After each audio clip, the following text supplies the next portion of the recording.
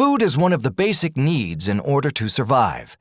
It is also the first to become scarce once disaster strikes. Shelter can be made from whatever debris available. Clothing can be from whatever scraps available in the immediate environment.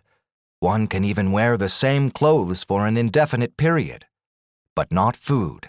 Having food, how much of it is taken and how often, can spell life and death. A person can last for 5 days without eating, but doing so will greatly affect health. The mind and body function poorly with lack of adequate food intake. A weak body and poor brain functioning can severely reduce the chances of survival. A weak body won't be able to create a safe shelter. A weak body won't be able to go further to search for salvageable objects to increase survival. Without adequate nutrition, the body will not be able to do much of anything than just sitting or lying around, weak and even more helpless. A mind that cannot focus is also a deterrent to survival. The inability to think clearly means inability to find ways to assure survival. A poor functioning brain also makes even poorer decisions that may endanger the self and others. This is the reason why there should always be readily available food, because it will serve as sustenance to the mind and body for better chances of survival. Picking on food scraps from the rubble is very unsafe. In a disaster, there is a huge risk for food and water supply contamination. Chemicals may have been spilled. Even simple household chemicals like cleaning solutions spilling over food is enough to cause contamination and poisoning. Picking through rubble is also dangerous. Removing debris in search for food may cause unstable structures to collapse. For this reason alone, it is best to have a ready supply of food to eliminate the need to go searching for food in potentially dangerous places. It may take several hours to days before finding an outlet that sells good food, especially if disaster is widespread. Food relief from outside may take an even longer time to reach the target areas. Depending on help from the outside is not a very sure thing, as there are several factors that can delay help.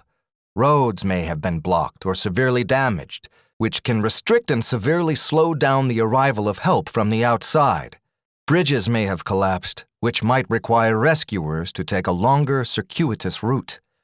The alternate route may even prove dangerous, such as needing to cross a raging river or have to climb down a precipitous cliff to reach the distressed areas. The weather may not be conducive for air support to come and drop survival necessities. Waiting for aid is more likely to take a while. It is important to have some nourishment during this period of waiting. Also, once help arrives, food supply may prove not enough for everyone. Distribution is often according to the needs, such as older people, children, the sick, and pregnant mothers are often given provisions first because of their greater need. The next batch of provisions may take a few more days to reach the disaster area. This would mean having to wait longer. The longer the body goes without adequate nourishment, the lesser the chances of survival. These are just the top reasons why people should always store food before disaster strikes. Food is essential for survival, and everyone should have immediate access to it. Storing food for the future in case of disaster is not the same as shopping for daily regular food.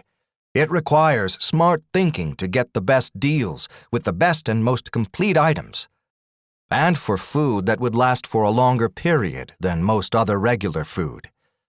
This isn't just about storing for a month or for the winter. This is about storing food to be used in an undetermined time in the future.